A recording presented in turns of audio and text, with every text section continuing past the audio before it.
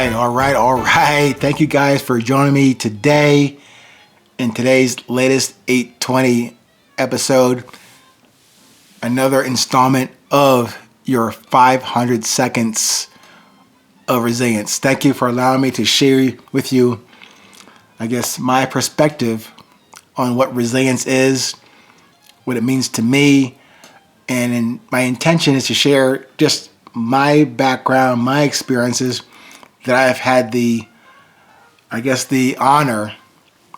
It reminds me of the humility I need to express every day to have received these experiences over the past, 6 decades, and put them into a book format, into a workbook format, into the website, and now into this podcast that's trying to distill in a daily basis what may pique your attention, what may be of interest to you, might help you on your journey towards resilience.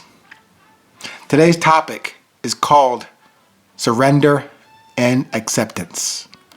Surrender and acceptance.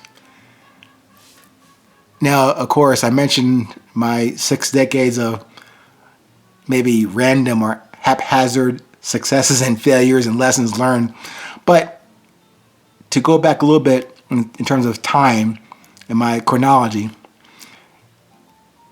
those of you out there, you ever heard of the band called Cheap Trick? A great band from the late 70s.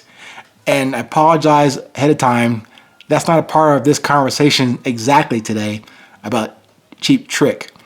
But bringing up that term, surrender, somehow reminds me, took me back to the simpler times and the great music of the 70s and 80s. But this last note on Cheap Trick, they had another great song. One was Surrender. The other one was called I Want You to Want Me. Great song. I just love the vibe, the flow, and the lyrics of that song. Probably because of the time, mid-late 70s. Just a great song and just kind of spoke to me personally. I enjoyed the song.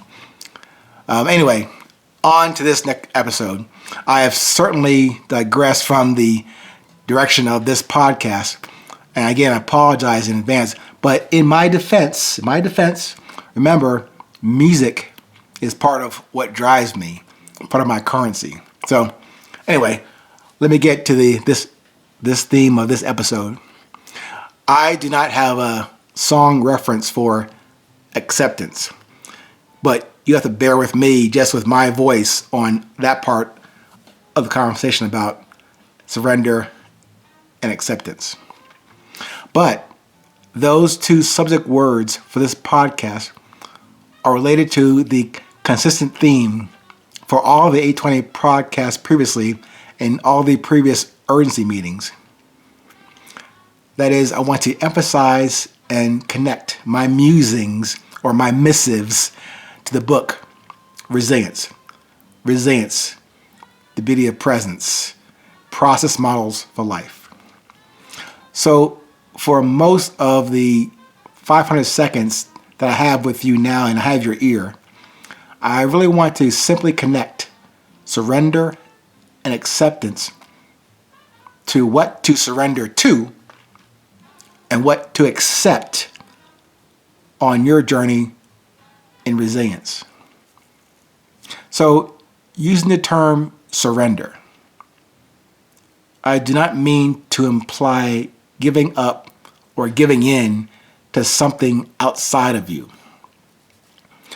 No, really, I am asking you to surrender your vanity, your arrogance, your internal ego and fear, and to accept, to embrace your courage, meaning your confidence and humility. Now, as I said before, I'm not trying to mandate or stipulate or proclaim to you what you should do. Even though I'm sharing this with you in this podcast, you have downloaded it and listening to it. When I mention this to you, I say the word you, that you is really for me to hear that. So I need to know that. I need to be reminded of surrendering my vanity, my arrogance, my ego and fear, and then to accept more readily, with more consistency, my courage, my confidence, and my humility that I write about, that I speak about. Still easier said than done in practice and execution. So remember that ratio, that balance of courage over vanity or courage over arrogance.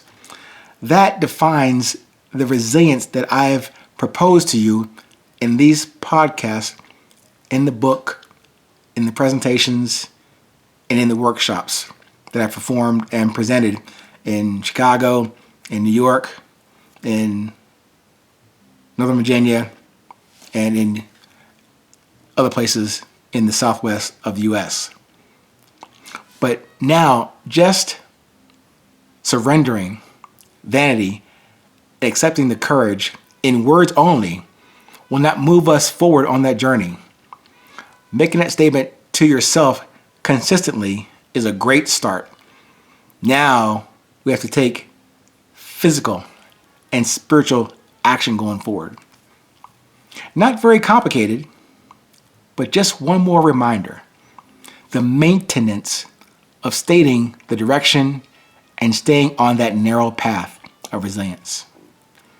So check your compass on departing from any reliance on fear and ego and taking your courage not from one room in your house to the other, taking it outside, accepting the responsibility and the accountability for the positive and the wayward steps we will take on that path.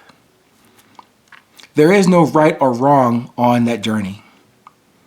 Like in golf, playing 18 holes, every single shot is a lesson. But you have to take that shot and accept the forward movement of your intention on that shot. There's no going back on any golf shot. Like life for real, there are no mulligans or no do-overs on a shot of the day or that moment. So, if you need more on this topic about surrender, acceptance, resilience, beauty, or any definitions in the book, hop over to the website, 820podcast.com. But until we meet there, stay present, stay current.